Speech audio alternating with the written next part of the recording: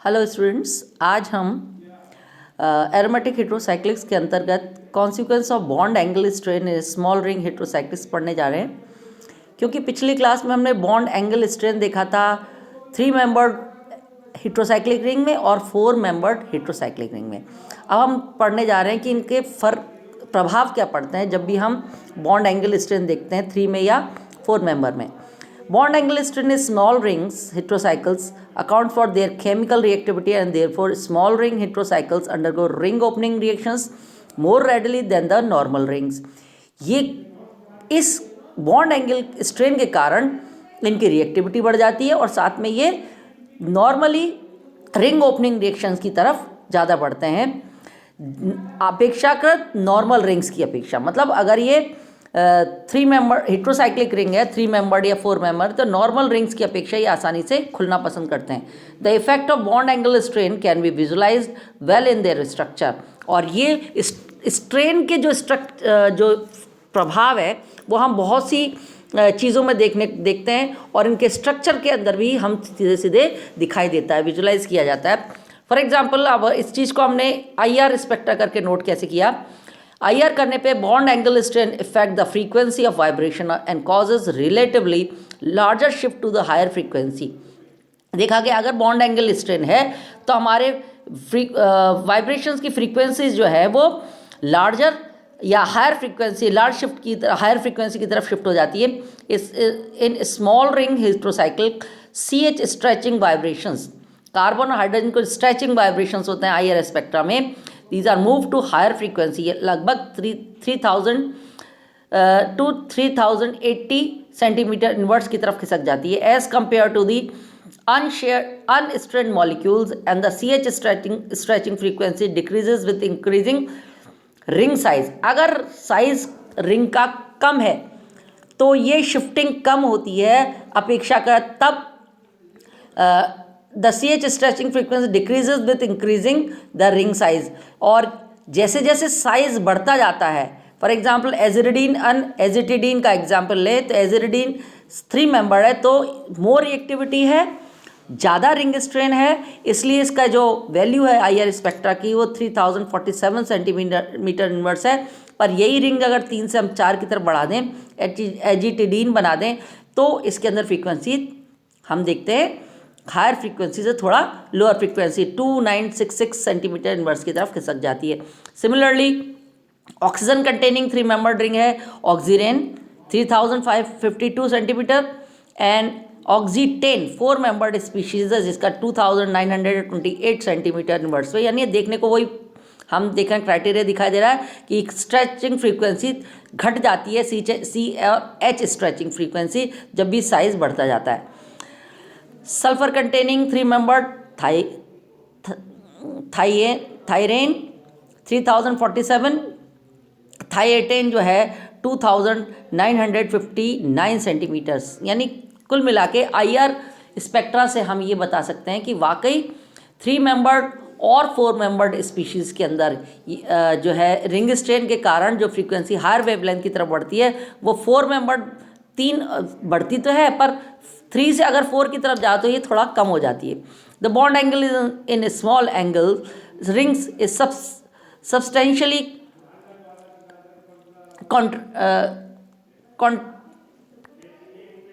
contracts and result in the increased S character in CH bond. Therefore, with the increase in S character, the bond becomes shorter and the frequency increase. और इसका कारण क्या बताया कि IR frequency क्यों बढ़ती है। कहते हैं जैसे जैसे अगर बॉन्ड एंगल जो है स्मॉल रिंग्स के अंदर वो कॉन्ट्रैक्ट होता है, सिकुड़ता है, भाई रिंग छोटी बनेगी तो बॉन्ड एंगल भी कम होगा, जिसके कारण हम जब बॉन्ड एंगल कम होगा तो एस कैरेक्टर जो है वो बढ़ जाता है। और एस कैरेक्टर बढ़ने पर कार्बन और हाइड्रोजन बॉन्ड के बीच में का जो एस कैरेक्टर, जैसे sp3 हाइब्रिडाइजेशन में sp3 के अंदर एस कैरेक्टर बढ़ गया तो क्या होगा, जो कार्बन और हाइड्रोजन की बॉन्ड लेंथ हो वो और शॉर्ट हो जाती है और शॉर्टर बॉन्ड लेंथ होने पर फ्रीक्वेंसी इंक्रीज हो जाती है। This is the main cause. अगर हम NMR स्पेक्ट्रम करके देखें, the effect of bond angle strain in small ring heterocycles can be evidenced by C13H coupling constant J का मान अगर हम देखें कार्बन 13 और H के बीच में, इन दोनों एटम के बीच में कपलिंग कांस्टेंट का मान देखें NMR स्पेक्टर का, the coupling constant increases with increasing S character in the CH bond with in a series और स्मॉल रिंग हेटेरोसाइकिल। अगर हम एक ही सीरीज में देखें, जैसे डाइमेथाइलामीन है, ओपन चेन कंपाउंड है, इसको हमने क्लोज कर दिया, एजिटिटीन बना दिया, फिर इसका अनसैचुरेशन देखा, तो हम इन तीनों के अंदर देखते हैं कि जैसे जैसे एस करेक्टर बढ़ता जा रहा है वैसे वैसे हम देखते हैं कि NMR स्पेक्ट्रा के अंदर जे का मान भी बढ़ता जाता है। कैसे? Small ring heterocycle the value are comparatively higher than in open chain analog, open chain की अपेक्षा क्लोज चेन का जे का मान बढ़ जाता है। The coupling constant J for some small rings is higher in open chain analog. Open chain analog चाहे dimethylamine है 132 हर्ट्ज, एजिटिडीन का है 166 हर्ट्ज और एजीरीन का है 176 हर्ट्ज। डाइमेथाइल का है 140 हर्ट्ज, ऑक्सीटेन का है 148, ऑक्सीरेन का है 176। यानी कुल मिला के कहने का अर्थ यह है कि जैसे जैसे हमारा एस कैरेक्टर बढ़ता जाएगा वैसे वैसे हम देखते हैं जे का मान भी बढ़ता जाता है। नेक्स्ट है कॉन्जुगेटिव इफेक्ट। क्या है conjugative effect? Bond angle strain in small ring heterocycle result in rehybridisation of the ring atom giving additional p character of the orbital forming ring bond. ये कहते हैं बॉन्ड एंगल स्ट्रेन जो है small ring में हेटेरोसाइकिल्स के अंदर नया रीहाइब्रिडाइजेशन देखने को मिलता है of the ring atom giving additional p character उसके अंदर देखने को मिलता है, बढ़ जाता है, एस कैरेक्टर बढ़ जाता है, एस कैरेक्टर घट जाता है। एस पी कैरेक्टर बढ़ेगा तो दूसरी तरफ एस कैरेक्टर घटता है और एस कैरेक्टर बढ़ता है तो पी कैरेक्टर घटता है। Of the orbital forming ring bonds thus the ring bonds behave in some respect like double bond, यानी sp3 की जगह वो पी कैरेक्टर बढ़ रहा है। Forming thus the ring bond behave in some respect like double bond if the small ring of conjugated with pi electron system containing double bond, the conjugation is transmitted through the small ring due to the overlapping of the double bond pi orbital with p like orbitals of the smaller ring। क्या कह रहे हैं कि sp3 की जगह इसके जो hybridisation है वो किसकी तरह बिहेव करने लग जाएगा, अगर पी करेक्टर बढ़ जाएगा तो sp2 हाइब्रिडाइजेशन की तरह, और spt2 अगर हाइब्रिडाइजेशन है और उसी के साथ अगर कोई कॉन्जुगेशन के अंदर डबल बॉन्ड आ जाता है, जैसे इस वाले कंपाउंड में बता रखा है C डबल बॉन्ड O, अगर डबल बॉन्ड आ जाता है तो इसके पाई ऑर्बिटल जो हैं वो पी लाइक ऑर्बिटल के साथ, स्मॉलर रिंग के पी लाइक ऑर्बिटल के साथ कॉन्जुगेशन कर लेते हैं।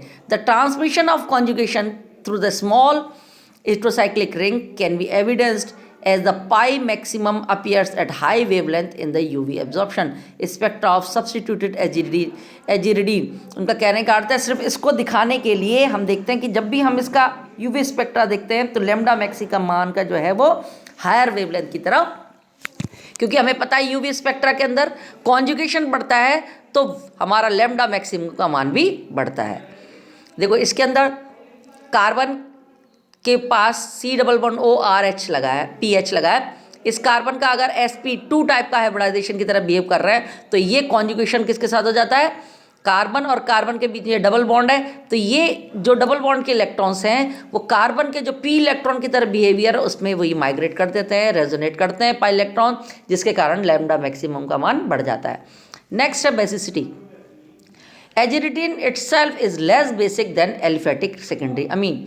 एजिरिडीन जो है वो कम बेसिक है किसकी अपेक्षा, एलिफेटिक ओपन चेन कहना चाहिए, एलिफेटिक सेकेंडरी अमीन्स की तरह की अपेक्षा। The low basicity of aziridine is attributed to the bond angle strain and can be explained by considering the hybridization of lone pair on nitrogen। कह रहे हैं कि अगर स्मॉल रिंग है, नाइट्रोजन है, तो कहते हैं कि इनकी जो बेसिसिटी कम होने का कारण भी वो बॉन्ड एंगल स्ट्रेन से जोड़ते हैं। कैसे कि हमारे जो लोन पेयर जो कि नाइट्रोजन पर मौजूद है उसके हाइब्रिडाइजेशन में which will be between sp2 and sp3, इनका हाइब्रिडाइजेशन ये देखा गया कि ना तो ये प्योर sp2 है ना ही ये प्योर sp3 है, इन दोनों के बीच का हो जाता है। Due to increase S character बढ़ने पर the lone pair on nitrogen which will be between sp2 and sp3 due to increase s character, the lone pair is closer to the nucleus and therefore will interact less efficiently than other acyclic amines will conjugative substituents such as phenyl attached to the nitrogen। कुल मिला के कहने का अर्थ यह है कि nitrogen के ऊपर जो लोन पेयर है वो इलेक्ट्रॉन sp2 की तरह बिहेव न करके sp3 और sp2 के बीच की तरह से बिहेव करते हैं। एस करेक्टर बढ़ता है, एस करेक्टर बढ़ने पर जो लोन पेयर है वो न्यूक्लियस के पास ज़्यादा होगा अपेक्षाकृत नाइट्रोजन के पास, या आसानी से ये अवेलेबल नहीं होगा, कुल मिला के कहने का अर्थ है। और इसीलिए